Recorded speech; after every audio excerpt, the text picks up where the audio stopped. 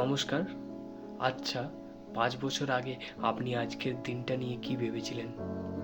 নিশ্চয়ই ভেবেছিলেন এতদিনে আমার একটা ভালো চাকরি থাকবে, বা আমি অমুক জায়গায় ঘুরতে যাব, বা লাইফটা সেটেল হয়ে যাবে। কিন্তু আজ আয়নার সামনে দাঁড়িয়ে দেখুন তো, আপনি যেখানে পৌঁছাতে চেয়েছিলেন আর যেখানে দাঁড়িয়ে আছেন, দুটোর মধ্যে আকাশ পাতাল তফাৎ কিনা?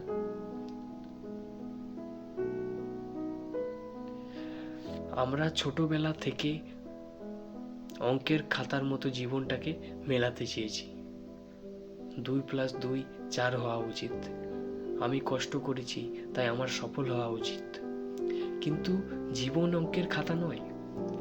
এখানে মাঝে মাঝে 2+2 0 হয়, আবার কখনো 2+2 10 হয়ে যায়। আমাদের বন্ধুরা এগিয়ে যাচ্ছে, আর আমাদের মনে হচ্ছে আমরা ট্রাফিক জ্যামে আটকে আছি। কিন্তু একটা কথা বলি, ট্রাফিক জ্যামে আটকে থাকার মানে এই নয় যে আপনি বাড়ি পৌঁছাবেন না। দেরি হবে, কিন্তু পৌঁছাবেন ঠিকই।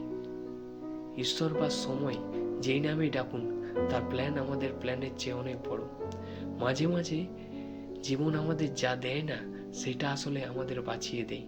যা পাননি তার জন্য আফসোস করবেন না, হয়তো এর চেয়েও ভালো কিছু আপনার জন্য অপেক্ষা করছে। তাই আজ রাতে সেই পুরনো প্ল্যানগুলোর কথা ভেবে কষ্ট পাবেন না। জীবন যেমন ভাবে আসছে তাকে সেইভাবে গ্রহণ করুন। দেরি মানে ব্যর্থতা নয়, ভরসা রাখুন, সব ঠিক সময়ে হবে। শুভরাত্রি।